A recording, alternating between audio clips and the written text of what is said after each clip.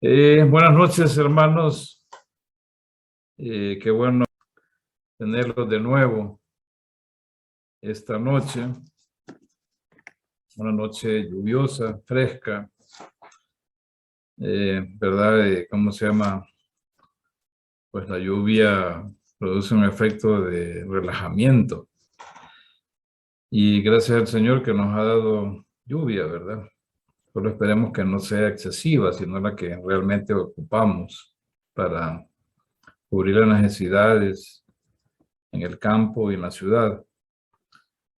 Pues aquí estamos de nuevo, hermanos, continuando con el libro o el estudio de uno de los profetas menores, como es el libro de Oseas, es el primero de los profetas menores. Vamos a continuar este estudio en esta plataforma y a partir del 7 de julio, pues ya se hará en forma presencial. Espero tener la misma cantidad que hasta el momento, pues he tenido un buen grupo, más o menos oscila entre unos 20 y unos 27 hermanos, incluyéndome, claro, que vienen a esta sala para escuchar la palabra de Dios.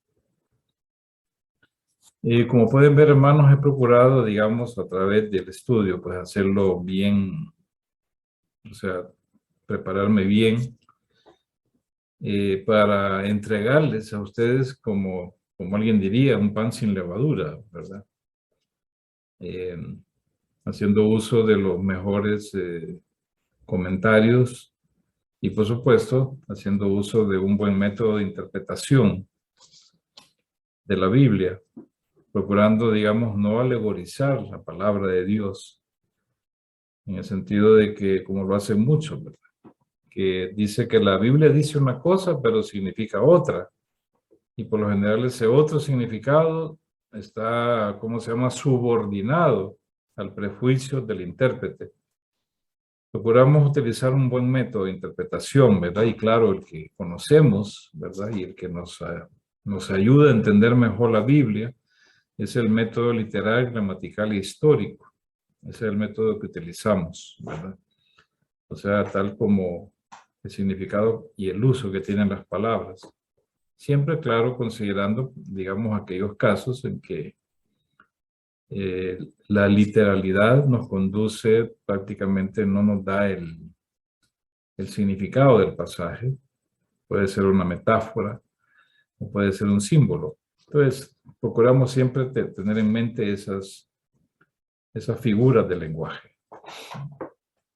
Muy bien, entonces, hermanos, estamos acá de nuevo. Estamos continuando con el estudio del libro de Oseas. Y nos quedamos en el versículo 7 del capítulo 1. Ahí nos quedamos en la parte donde, vamos a buscarlo acá. Bueno, siempre se me descontrola un poco acá, pero bueno, vamos a continuar. Pues nos quedamos en el versículo 7 del capítulo 1, en la versión de la Reina Valera, que es nuestra versión guía, base. Nos dice: mas de la casa de Judá tendré misericordia, y los salvaré por Jehová su Dios, y no los salvaré con arco, ni con espada, ni con batalla, ni con caballos, ni jinetes. Vimos que, era lo que existía la gran pregunta, o digamos, podríamos decir que los israelitas que estaban en el reino del norte, pues iban a hacer, ¿verdad? Bueno, ¿qué iba a pasar con el reino del sur? ¿Qué iba a pasar con las tribus de Judá y Benjamín que conformaban el reino del sur? La respuesta ahí está, ¿verdad? A esa, digamos, a esa posible pregunta. a eso que se pudieran preguntar. ¿Verdad? ¿Qué es lo que pasará con ellos? Y obviamente no iban a correr el mismo destino que iba a correr el reino del norte, sino que Dios los iba a salvar. Y los iba a salvar de las pretensiones, ¿verdad? De los asirios, ¿verdad? Porque ellos eran conquistadores. Ellos no se iban a conformar simplemente con el reino del norte, sino que también iban a procurar también el reino del sur, ¿verdad? Sin embargo, pues Dios le puso límites, ¿verdad? Dos límites. Cada pueblo, cada nación que Dios usó para, podemos decir, disciplinar o castigar o juzgar a su pueblo o al pueblo escogido, Dios le puso siempre sus límites, o sea, sus limitaciones. Y los asirios no iban a ser los que iban a juzgar al reino del sur, ¿verdad? Iba a ser otra nación, en este caso iba a ser Babilonia, iban a ser los caldeos, los que iban a ¿cómo se llama?, a castigar esa nación, pero no al mismo tiempo en que se castigaría al reino del norte. Ya lo vimos, ¿verdad? En ¿cómo se llama? En Segunda de Reyes, ustedes vamos a analizar ese versículo donde ahí se cumple, ¿verdad? En Segunda de Reyes, capítulo 19, verso 35, donde ahí se cumple esa palabra de que Dios iba a salvar, ¿verdad? A Reino del Sur, pero ¿de quién nos iba a salvar? Obviamente de los asirios, ¿verdad? Miren en Segunda 19:35, ¿verdad? Ahí está bien claro. Aconteció que aquella misma noche salió el ángel de Jehová e hirió a 185,000 en el campamento de los asirios. Se levantaron por la mañana y aquí que todos ellos eran cadáveres, ¿verdad? O sea que el reino, el ejército del rey de Asiria había sitiado básicamente la ciudad de Jerusalén para tomarla, ¿verdad? Y entonces apropiarse de lo que es el reino del sur, ¿verdad? Y lo que hizo Ezequías fue orar a Dios, clamar a Dios, ¿verdad? Para que no ocurriera aquello y Dios lo salvó. Ahí dice, el ángel de Jehová dice, hirió a 185,000, entonces ahí se cumple, ¿verdad? De que Dios no los iba a salvar por medio de un ejército, como dice ahí, con arco, o sea, con armas de larga distancia, ¿verdad? Ni tampoco con espada, o sea, con las armas que ya entran en contacto, ni con batalla, ¿verdad? Ni con caballos, ni con jinetes, que sería, básicamente, no iba a hacerlo de esa manera, ¿verdad? Entonces Dios está dando la forma como los iba a salvar. Y aquí vemos que eso se cumplió. Y ahí quedó derrotado el ejército porque Dios mismo fue el que hirió, el que mató básicamente a este ejército que había acampado ahí. Entonces ahí se cumple. Y claro, ¿verdad? Eso, como me decía un hermano, me hacía un comentario en el chat, ¿verdad? Que eso lo que le pasó a el reino del norte debería servir como un ejemplo, como de lo que de lo que podía ocurrirle, ¿verdad? Un ejemplo, digamos, de cómo Dios castigaba a su pueblo al apartarse del pacto de Moisés, al serle infiel. Entonces eso debía servirle digamos, al reino del sur, ¿verdad? Para que no siguiera el camino ¿cómo se llama? De los israelitas, ¿verdad? Que ellos se contaminaron con los ídolos. ¿Cómo se llama? Hicieron grandes aberraciones, hicieron abominaciones, ¿verdad? Entonces Dios tuvo que destruirlos a ellos y mandarlos cautivos. Y eso debía ser como un ejemplo para el reino del sur. Sin embargo, la situación, ¿verdad? Sin embargo, esto es cierto que les sirvió de ejemplo, pero tenían que pasar 136 años aproximadamente para que Dios castigara al reino del sur. 136 años. Y en el libro de Ezequiel nos dice, ¿verdad? Exactamente que, ¿verdad? Que Dios iba a juzgar también al reino del sur. En Ezequiel capítulo 23, hermanos, está lo que es la alegoría de las dos hermanas. Entonces nos dice así: entonces vino a mí palabra de Jehová diciendo: hijo de hombre, había dos mujeres que eran hijas de una sola madre. Se prostituyeron en Egipto, en su juventud se prostituyeron, ¿verdad?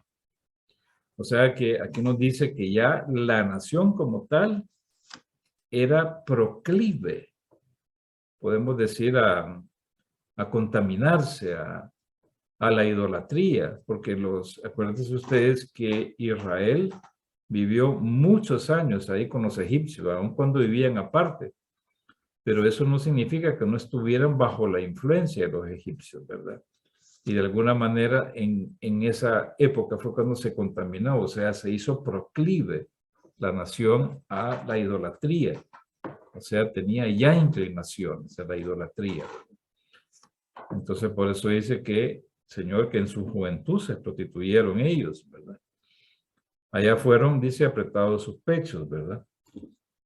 Allá fueron apretados sus pechos, allá fueron estrujados sus senos virginales. Es una forma de describir un poco fuerte, ¿verdad? De la infidelidad que ellos tuvieron, de cómo se contaminaron ahí con los egipcios, ¿verdad? La mayor, dice, se llamaba Ojola y su hermana se llamaba Oholiba. Fueron mías y dieron a luz hijos e hijas. O sea que Dios los tomó de entre todas las naciones, los hizo su pueblo, ¿verdad? Y ¿cómo se llama? Y de eso ellos empezaron a reproducir, ¿verdad? Como la arena del mar. O sea, empezaron ellos, digamos, a engrandecerse como nación, ¿verdad? A engrandecerse numéricamente. Entonces dice, fueron mías y dieron a los hijos e hijas. En cuanto a sus nombres, dice, Ojola es Samaria y Oholiba es Jerusalén, ¿verdad? O sea que representan a las dos naciones o los dos reinos. Lo más interesante es que ahí dice que Ojola se prostituyó cuando me pertenecía, ¿verdad? Es básicamente, como dicen ahí, el mismo mensaje de Oseas. El mismo ejemplo de Oseas con su esposa, ¿verdad? Y era una mujer de prostituciones. Ardió en deseos por sus amantes, los asirios, hombres de guerra. Bueno, ¿verdad? Y al final esas mismas naciones con las cuales Israel se prostituyó, esas mismas naciones fueron las que vinieron contra ellos para tomarlos, ¿verdad? Como para, digamos, para ejecutar el juicio de Dios. Y ahí nos describe básicamente lo que ocurrió con ella. Pero miren ustedes, en el versículo 11 del capítulo 23 de Ezequiel, su hermana Oholiba vio esto, ¿verdad? O sea que tenía que tomarlo como un ejemplo, ¿verdad? Un ejemplo de lo que le podía pasar. Vio esto y en vez de cambiar, mire usted lo que dice, su hermana Oholiba vio esto, pero corrompió su deseo más que la otra. Su lujuria sobrepasó a la de su hermana. Y cuando habla de lujuria ahí, hermanos, se refiere básicamente a la idolatría, ¿verdad? Entonces dice que sobrepasó la de su hermana. O sea que al servir de ejemplo no significó que cambió. Tal vez cambió por un tiempo, tal vez se mantuvo fiel por un tiempo, pero al final dice que sobrepasó en lujuria, en hechos pecaminosos contra Dios, ¿verdad? En depravación, ¿verdad? Dice que sobrepasó a la de la hermana, o sea, la del reino del norte. Y claro, lo sobrepasó en todo aspecto porque contaminaron el templo del Señor, ¿verdad? Lo contaminaron completamente. Y había cosas tremendamente abominables que hacían los mismos que, ¿verdad? Que iban a adorar al templo, ¿verdad? Y una de las cosas abominables que hacían, miren ustedes, se explica en el capítulo 23, en el verso 36 en adelante. Miren ustedes, dice así: luego me habló Jehová diciendo, oh hijo de hombre, ¿juzgarás tú a Ohola y a Oholiba? Entonces declárales sus abominaciones, porque han cometido adulterio y hay sangre en sus manos, han cometido adulterio con sus ídolos, ¿verdad? O sea que el Señor la había tomado como por esposa, pero se contaminaron, cometieron adulterio al ir y ¿cómo se llama? Y adorar otros ídolos, ¿verdad? Dice, y aún a los hijos que me habían dado a luz, los hicieron pasar por fuego para servirles de alimento. Miren ustedes que aquí practicaban estas abominaciones. No solamente ofrecían a sus hijos en holocausto, no solamente eso hacían, ofrecerlos en holocausto, sino que también, ¿verdad? Practicaban el canibalismo. O sea, de sus mismos hijos servían de alimento, ¿verdad? Increíble eso, ¿verdad? Pero lo peor no estaba ahí, no era eso, básicamente. Eso es lo peor, ¿verdad? Miren ustedes, en el 38, además me hicieron esto. Aquel mismo día contaminaron mi santuario y profanaron mi sábado, pues habiendo, miren ustedes, sacrificado sus hijos a sus ídolos, en el mismo día entraron en mi santuario para profanarlo. Y aquí así hicieron dentro de mi casa. O sea que eso fue lo peor, ¿verdad? Después de ofrecer un holocausto a un hijo o a sus hijos, porque eran, se puede decir, parte del culto, ¿verdad? Cuando, me imagino yo que cuando llegaban a un grado, ¿verdad? Cuando estaban bien avanzados en la idolatría, ¿verdad? Ofrecían a sus hijos en holocausto y se los comían. Pero lo grave era que después iban al templo como que si nada hubiera pasado. Me imagino yo que a ofrecer holocaustos, sacrificios, ¿verdad? Ofrendas, como que si no hubieran hecho abominación, ¿verdad? Y esto era lo grave. Entonces, por eso que el templo lo habían contaminado, ¿verdad?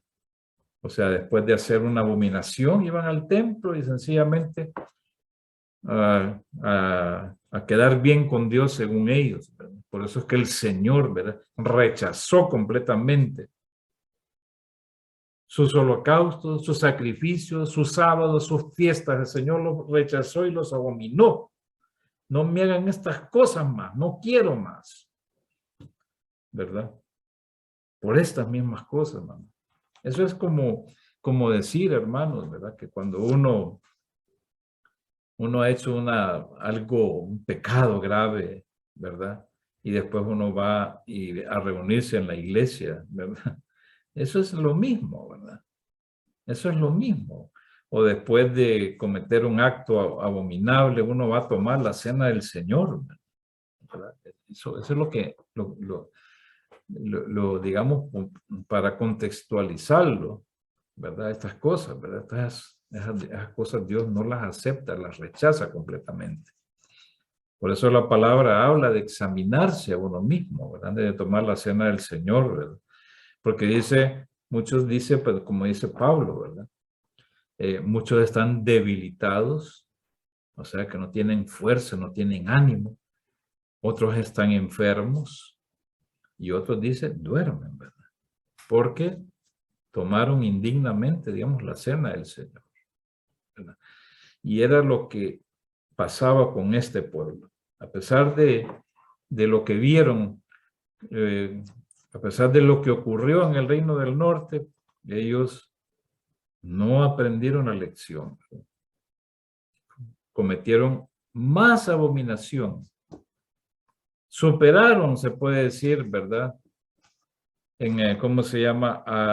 Al Reino del Norte, ¿verdad? Y por eso es que Dios también, ¿verdad? Les aplicó el mismo juicio, exactamente el mismo juicio de la desolación y de la cautividad, ¿verdad? A ambos reinos, ¿verdad? Dios se los aplicó para que vean ustedes lo grave que es, ¿verdad? Ellos entraron en pacto con el Señor, ¿verdad? Entonces tenían que vivir bajo ese pacto. Pero ellos más bien traspasaron el pacto. Cometieron transgresión, básicamente, ¿verdad? Cometieron transgresión y no se arrepintieron, ¿verdad? No se arrepintieron de ninguna manera. Muy bien. Solo es para más o menos explicar, ¿verdad? Que si bien es cierto, no fue juzgado Judá, ¿verdad? La casa de Judá, o sea, el reino del norte, pero 136 años después serían llevados cautivos a otras naciones. Muy bien, hermanos, vamos a seguir con el versículo 8 de nuestro estudio de Oseas. Está interesante esto. Creo que en la medida que uno va explicando la palabra, uno la va entendiendo, ¿verdad? Va comprendiendo cómo debemos honrar al Señor, ¿verdad? Porque eso es grave. Como les decía, ¿verdad? Es cierto, Dios iba a tener misericordia a la casa de Judá, pero ellos al final cometieron peor que el reino del norte. Pero lo peor de todo es que primero iban a su ídolo a ofrecerle los hijos, a ofrecer en holocaustos, a practicar el canibalismo como parte del culto, y después iban a la casa del Señor, ¿verdad? Como que si nada hubiera pasado. Eso es grave, ¿verdad? Y eso no iba a quedar impune, ¿verdad? Creo que eso que vimos nosotros, hermanos, ahí, ¿verdad? Que yo les expuse del libro de Ezequiel, esos sacrificios humanos, me imagino yo que eran niños, eran bebés, ¿verdad? Miren, ahí nuestra hermana, ¿verdad? Nos mostró, ¿verdad? Lo que está haciendo, digamos, los satanistas ahí en los Estados Unidos, ¿verdad? Cómo ellos van a los niños, en primer lugar. Van a los niños y los obligan a hacer, o podemos decir, a desbautizarse, ¿verdad? O sea, que ellos digamos que se han bautizado a desbautizarse. Y miren, los satanistas los hay en todo el mundo, ¿verdad? Y hay grupos satanistas, ¿verdad? Hay grupos. Inclusive en estos grupos hacen sus cultos, hacen las misas negras que le llaman. Creo que ustedes han de estar familiarizados, digamos, con lo que son las misas negras, ¿verdad? Las misas negras es donde hacen sus prácticas, su adoración al mismo Satanás. Algunos que han salido, ¿verdad?, del satanismo cuentan, ¿verdad?, que inclusive el mismo Satanás, ¿verdad?, se presenta. y ofrecen sacrificios de personas ahí. Y ofrecen sacrificios y después al ofrecer los sacrificios se lo comen, o sea, practican el canibalismo, ¿verdad? Y entran en un desenfreno abominable, ¿verdad? Un desenfreno, inclusive de abominaciones sexuales terribles, ¿verdad? O sea que los israelitas llegaron a esa profundidad, básicamente, porque esos ya son cultos directamente a Satanás, porque bien lo decía Pablo, ¿verdad? Lo decía Pablo, decía que lo que los gentiles ofrecen como sacrificio a los ídolos, en verdad no es a los ídolos, sino a los demonios. Porque, hermanos, detrás de cada ídolo hay un demonio, detrás de ese ídolo. Hay un demonio que ha logrado agarrar, digamos, ha logrado agarrar a la persona, ha logrado esclavizarla, ¿verdad? A la persona, entonces lo ofrecen a los demonios. Y eso es lo que hacían los israelitas, ¿no? ¿Verdad? Esos holocaustos no lo ofrecían a sus hijos, sino a los demonios en sí. Y es exactamente hoy en día también ocurre, solo que ocurre, hermanos, no es algo que lo hacen abiertamente, ¿verdad? Sino han sido testimonios, ¿verdad? De personas que han salido del satanismo por haber creído en Jesucristo, ¿verdad? Por haber creído y hacen esas prácticas realmente, ¿verdad? En lo oculto. O sea, nosotros nunca tal vez nunca podamos llegar a saber, ¿verdad? Todas las cosas que se hacen en aquellas religiones que son idolátricas, ¿verdad? Que tienen, podemos decir que han hecho que los que están en esa religión adoren imágenes. No, nunca vamos a saber las cosas que ocurren ahí en el Vaticano, ¿verdad? Porque la idolatría, precisamente la idolatría jamás conduce a Dios, ¿verdad? Lo que adoran a los demonios, ¿verdad? Adoran a los demonios. Eso es terrible, eso, ¿verdad? Las cosas, ¿verdad?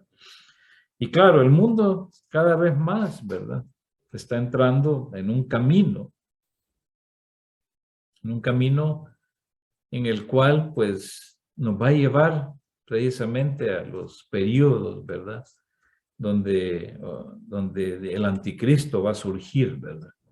El anticristo. Entonces, cada día más y más vamos hacia eso, ¿verdad?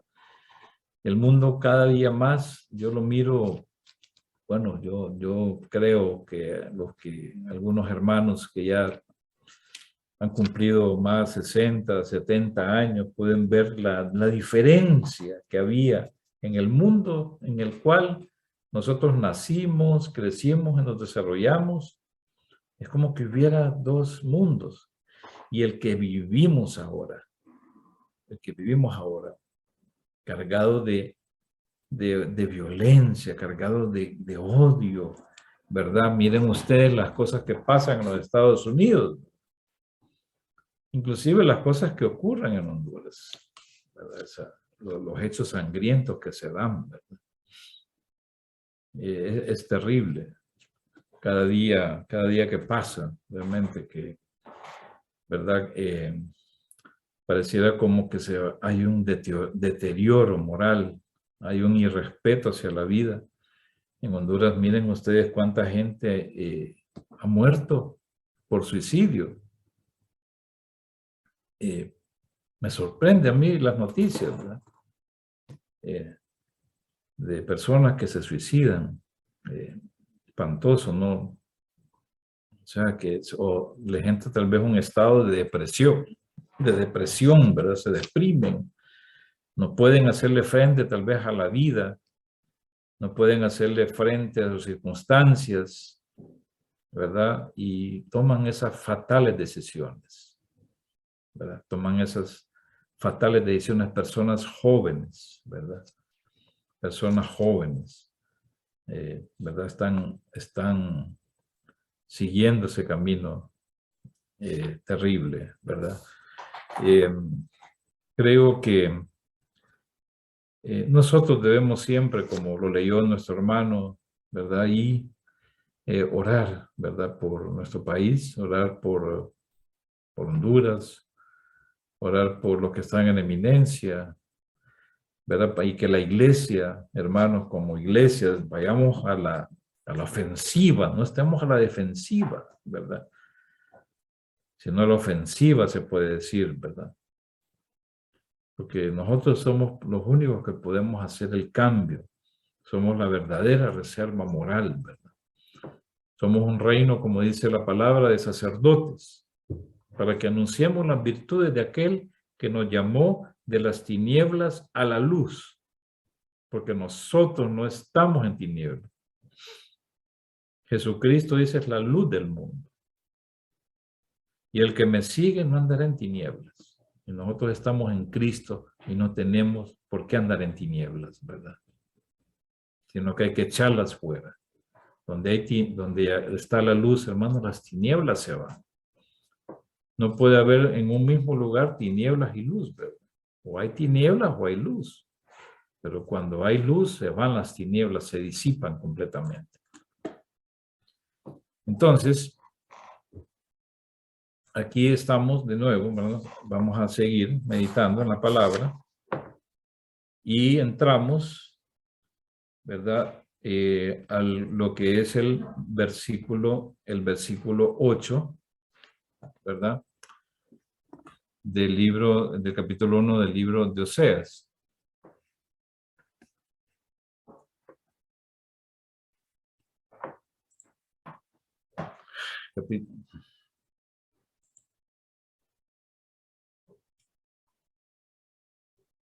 Muy bien.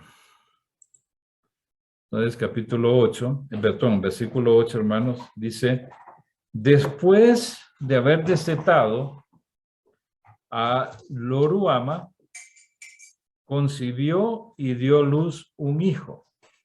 Dice, después de haber destetado, significa que después de que dejó de amamantarlo al niño, ¿cómo se llama?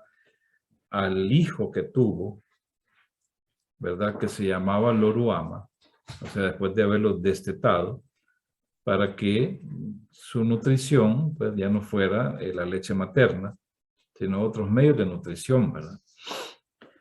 Obviamente que el periodo de tiempo en que dejó ya dejó la leche materna, tuvieron que haber pasado por lo menos 2 años, ¿verdad? Por lo menos 2 años, ¿verdad? Entre el nacimiento, entre la persona entre el hijo, entre Loruama, o sea, que fue destetado, ¿verdad? Pasaron 2 años entre el segundo hijo, ¿verdad? Después de haber destetado Loruama, o sea, pasado un tiempo como de 2 años, dice concibió, quiere decir volvió a quedar embarazada y dio a luz un hijo, ¿verdad? Y dio a luz un hijo, o sea, este es un varón, ¿verdad?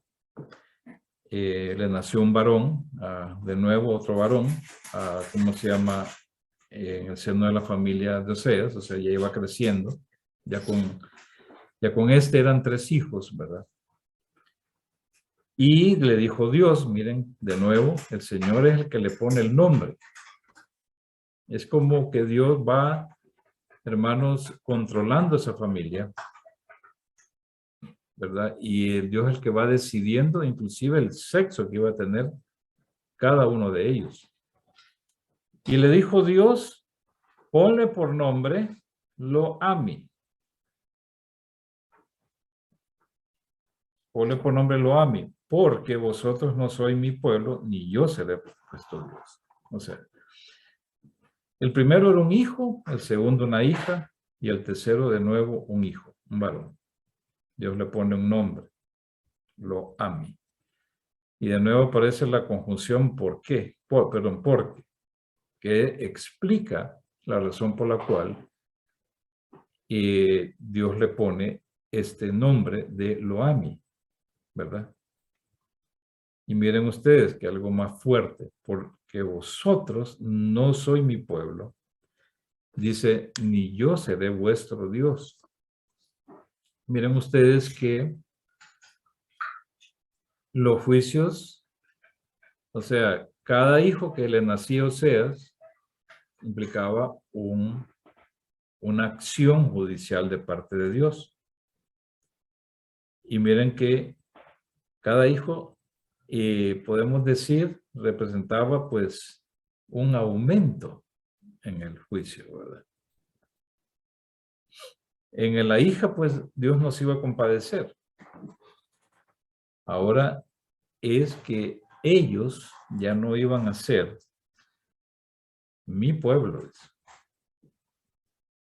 porque vosotros no sois mi pueblo, ni yo seré vuestro Dios. ¿Verdad? Es algo fuerte eso, ¿verdad? Que Dios diga, bueno, vosotros no sois mi pueblo, por el comportamiento, ¿verdad? No es un comportamiento propio del pueblo de Dios. Esas prácticas abominables, ¿verdad? No representaban el carácter de Dios, de ninguna manera. Por ejemplo, las naciones de aquel entonces tenían ellos sus ídolos. Inclusive tenían ellos sus dioses, ¿verdad? Sus dioses. Y claro, los dioses de ellos no eran dioses santos, ¿verdad? Porque los dioses de las naciones, ¿verdad? Eran, ¿cómo se llama? También tan corruptos como los adoradores de esos dioses. Por eso decían, si ustedes se fijan, que en el libro de Daniel habla de que Daniel tenía el espíritu de los dioses santos, ¿verdad? No hablaban directamente como del Espíritu Santo, pero algunos de ellos tenían un discernimiento especial para decir, bueno, hay dioses santos y hay dioses que son corruptos. Así es como lo definían ellos. Entonces hablaban de Daniel como que tenía el espíritu de los dioses santos, ¿verdad? O sea, de los dioses que no practicaban las abominaciones, ¿verdad? Entonces vosotros dice, no soy mi pueblo, ni yo seré vuestro Dios, ¿verdad? O sea que explica el por qué vosotros no sois mi pueblo. Porque este pueblo se había corrompido tanto que no, ¿cómo se llama? Que no mostraba, no era luz a las naciones, como el Señor que pretendía que fueran. Entonces, las naciones tenían que ver esto. Tenían que ver de que el Dios de Israel era un Dios diferente. Era un Dios que no avalaba la conducta de ese pueblo y por lo cual los estaba castigando. Los estaba castigando por medio de otras naciones. Y en otras versiones de la Biblia, vamos a ver la Biblia textual, hermanos, porque es bueno que la tengan. En el versículo 8 dice, cuando destetó a Lo-Ruhama, concibió y dio a luz un hijo. Le dijo, ponle por nombre Lo-Ammi, porque vosotros no sois mi pueblo, ni yo seré para vosotros Yahvé, ¿verdad? En la Biblia de Jerusalén, ¿verdad? Nos dice de la siguiente manera. Después de destetar a no compadecida, concibió y dio a luz un hijo. Dijo Yahvé, ponle por nombre, no mi pueblo, porque vosotros no sois mi pueblo, ni yo soy para vosotros el que sois. Ni yo soy para vosotros el que soy, ¿verdad? Es el versículo 9, ¿verdad? O sea, que es un solo, básicamente, ¿verdad? Esta nueva relación, miren, es cierto que, ¿cómo se llama? Que es algo fuerte cuando Dios dice, no soy mi pueblo. Pero esto, hermanos, iba a ser algo temporal. Dice, ni yo seré vuestro Dios, ¿verdad? Eso no es algo definitivo, por lo que dice, por lo que vamos a ver posteriormente, en el siguiente versículo, ¿verdad? En el siguiente versículo. Como les decía yo, no podían ser, porque el comportamiento de ellos no era de un pueblo de Dios, ¿verdad? De un pueblo del Señor, como el Señor esperaba. Y esto es un ejemplo para nosotros también. Nosotros no es que somos el nuevo Israel de Dios, o que Dios ha desechado a su pueblo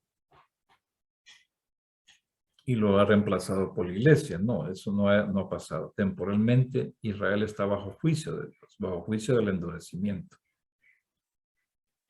el juicio del velo, y Dios está levantando un pueblo de entre los gentiles, un pueblo destinado a anunciar las virtudes de aquel que nos llamó de las tinieblas a la luz, ¿verdad? Un pueblo santo, un pueblo regenerado, un pueblo en el cual mora el Espíritu de Dios, un pueblo que está bajo el nuevo pacto y no bajo el antiguo pacto. Porque es imposible estar bajo dos pactos. O se está bajo uno, o se está bajo otro. O se está, hermanos, bajo la ley, o se está bajo la gracia. Pero no se puede estar mezclado, ley y gracia, no se puede. Porque la ley es de obras. Por medio de la ley viene el conocimiento del pecado. Y, ¿cómo se llama? Al venir el conocimiento del pecado, entonces la ley manda cuál es el sacrificio que se debe hacer. No es que vamos a agarrar, decir, la ley moral y la ley ritual, no, de ninguna forma, porque la ley es una sola. Entonces, por medio de la ley es el conocimiento del pecado o el reconocimiento del pecado, porque la exponemos a la ley. Entendemos realmente, como decía Pablo, las pasiones o la carne que obra por medio de la ley, dice, se reactiva y hacemos lo que es contrario a lo que dice la ley, aunque no querramos hacer aquello. Pero hay una ley en nuestros miembros, ¿verdad?, que me lleva a la ley del pecado y de la muerte. Entonces no podemos vivir bajo dos esquemas, o bajo dos pactos, o bajo la ley o bajo la gracia. Pero gracias a Dios que nosotros, hermanos, estamos bajo el nuevo pacto, bajo la gracia de Dios. Y tenemos mejores promesas. Mejores promesas. Entonces dice, vosotros no sois mi pueblo, pero eso iba a ser algo temporal. Ni yo seré vuestro Dios. ¿Verdad? Porque eso es lo que ellos habían elegido. Ellos es lo que con sus acciones habían dado la espalda al Señor y se habían dedicado a la idolatría, haciendo las cosas más abominables, impensables, ¿verdad? Y entonces ellos no estaban actuando como pueblo. Entonces no era Dios ya su Dios, ¿verdad? Yo no seré, dice, el que soy para ustedes, ¿verdad? Pero eso iba a ser temporal. Miren lo que dice el versículo 10. Con todo. En otros dice, ¿verdad? Hay otras versiones que dice así, ¿verdad? No obstante. Es como decir, a pesar de lo que se les dijo, a pesar de, podemos también traducirlo de esa manera. Será el número de los hijos de Israel como la arena del mar, que no se puede medir ni contar. Y es que esto nos hace recordar inmediatamente el pacto abrámico. Porque el pacto abrámico es una promesa de tierra, hay promesas nacionales y hay promesas espirituales. Y dentro de las promesas nacionales, bueno, que Dios iba a bendecir al pueblo y que Dios lo iba a multiplicar, ¿verdad? Así es lo que tenía, ese es el contenido de los pactos, digamos, por así decirlo, las cláusulas del pacto. Que los hijos de Abraham iban a ser como la arena del mar y como las estrellas del cielo. O sea que nos está diciendo que a pesar de que ellos han sido disminuidos, porque no solamente fueron juzgados a través del juicio de la cautividad, sino que ellos fueron disminuidos en número. ¿Verdad? O sea que vino el juicio de la espada, enfermedad, peste y todo, ¿verdad? O sea, fueron disminuidos, ¿verdad? Pero aquí está diciendo, a pesar de, o no obstante, con todo será el número de Israel como la arena del mar, que no se puede medir ni contar. Ahora, recuerden ustedes también que en el pacto abrámico hay esta promesa también. Dice, en ti serán benditas todas las naciones de la tierra. Y claro, esto incluyendo Israel, ¿verdad? En ti serán benditas todas las naciones de la tierra. También incluye el nuevo pacto, el pacto abrámico. Y eso significa, hermanos, así tal como lo interpretó el apóstol Pedro, ¿verdad? Que aparece en Hechos. ¿Qué significa? Que en ti serán benditas todas las naciones de la tierra, ¿verdad? O sea, la promesa, ¿cómo se llama? De que Israel iba a aumentar en número. Creo que está aquí en Hechos, ¿verdad? Donde dice lo que implica, ¿cómo se llama? Esta promesa que se le dio a Abraham. Miren ustedes, busquen en Hechos capítulo 3, 25, para que la entendamos bien. Vosotros sois los hijos de los profetas y del pacto que Dios concertó con vuestros padres, diciendo a Abraham, en tu descendencia serán benditas todas las familias de la tierra. Y después de levantar a su siervo, Dios lo envió primero a vosotros, para bendeciros al convertirse cada uno de su maldad. Esto es lo que era el pacto abrámico, ¿verdad? ¿Cómo Dios iba a bendecir al pueblo, a las naciones? Cada quien debía convertirse de su maldad, porque Dios nunca puede bendecir a las personas que no creen en Él, o que no son sus hijos, o que no es su pueblo. Pero la bendición, dice, es al convertirse cada uno de su maldad. Entonces, cuando miramos Oseas, ¿verdad? Que nos habla de que a pesar de todo, el número de los hijos de Israel será como la arena del mar, que no se puede medir ni contar, ¿verdad? Les está recordando el pacto abrámico, ¿verdad? Que aún ellos van a ser de nuevo incluidos. Al convertirse cada uno de su maldad, de esa forma iban a ser ellos bendecidos. Y aquí nos quedamos, hermanos, porque lo que sigue todavía es más interesante, ¿verdad? Es más interesante, ¿verdad? Nos va a mostrar más de lo que es el plan de Dios, ¿verdad? Y cómo Dios se va a glorificar, ¿verdad? Porque al fin y al cabo, ¿verdad? Dios está llevando un plan, ejecutando un plan para su propia gloria. Para su propia gloria. En la medida que entendamos ese plan, vamos a glorificar al Señor. Bueno, hermanos, buenas noches. Gracias.